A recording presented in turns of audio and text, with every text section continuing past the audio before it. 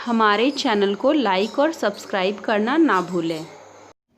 आप सभी दर्शकों को मेरा प्यार भरा नमस्कार। आज कक्षा 10वीं के पाठ्यक्रम को ध्यान में रखते हुए हम पद परिचय के बारे में कुछ चर्चा करेंगे। पद परिचय क्या है? पद परिचय को जानने से पहले हम ये जानते हैं कि पद क्या है।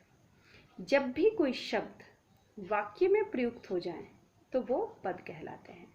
मतलब शब्द जब तक स्वतंत्र अवस्था में है वो शब्द ही कहलाएगा, लेकिन एक मीनिंगफुल सेंटेंस बनाने के बाद वही शब्द पद कहलाते हैं। जैसे गाय घास खा रही है, इसमें पांचों के पांचों शब्द वास्तव में अब पद हैं, क्योंकि उन्होंने मिलकर एक मीनिंगफुल सेंटेंस बना लिया है। पदों का व्याकरणिक परिचय देना ही पद परिचय कहलाता है। ये व्याकरणिक परिचय क्या है? व्याकरण में आपने देखा होगा बचपन से लेकर आज तक हम कई तरह के विषयों की जानकारी प्राप्त करते हैं, जैसे संज्ञा, सर्वनाम, क्रिया, क्रिया विशेषण, अव्यय, काल, लिंग इत्यादि। इन सब की जानकारी अगर हमें नहीं होगी तो पद परिचय हमें बड़ा कठिन मालूम होगा, लेकिन अगर हमें इन सारी चीज़ों की जानकारी अच्छे से होगी तो पद परिचय चुटकियों में हल हो जाएंगे। तो आइए देखते हैं, एक एक करके हम प्रत्येक विषय के बारे में जानने की कोशिश करेंगे। आज सबसे पहले मैं संज्ञा के बारे में चर्चा करूंगी। संज्ञा क्या है? सभी जानते हैं, बहुत ही आसान है। किसी भी नाम को हम संज्ञा कहते हैं।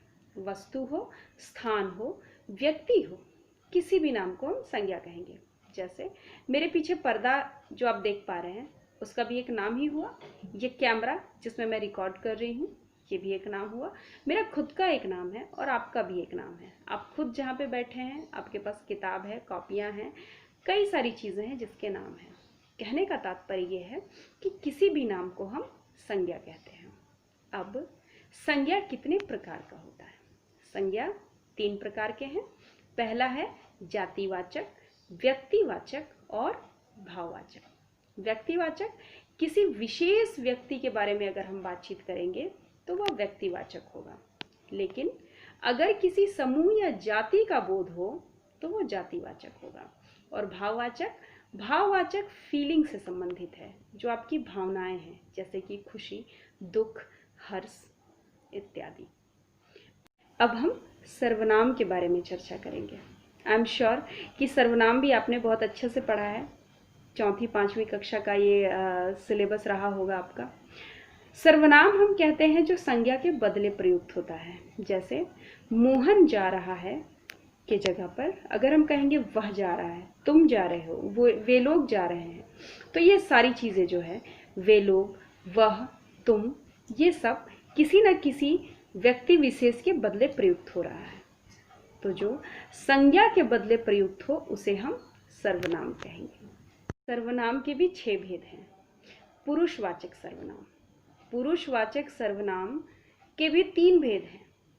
अन्य पुरुष, मध्यम पुरुष और उत्तम पुरुष। उत्तम पुरुष मैं, जो बात कर रहा है। मध्यम पुरुष आप, जिनसे बात की जा रही है। और अन्य पुरुष थर्ड पर्सन, जिनके बारे में बात की जा रही है।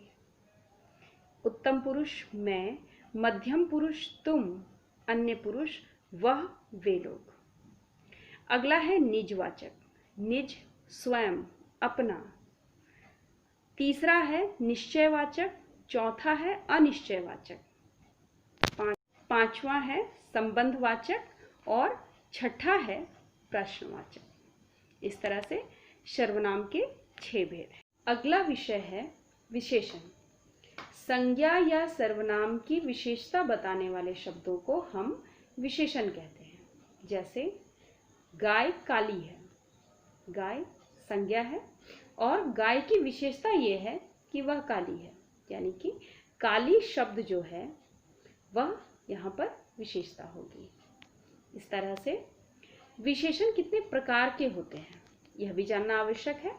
पहला है गुणवाचक, दूसरा है संख्यावाचक, तीसरा है परिमाणवाचक क्वांटिटी और चौथा है सार्वनामिक विशेषण।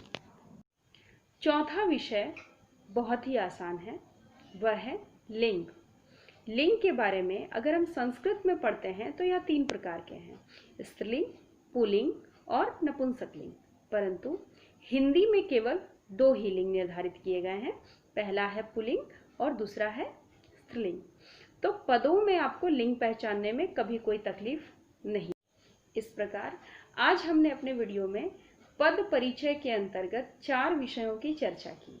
पहला संज्ञा, दूसरा सर्वनाम, तीसरा विशेषण और चौथा लिंग।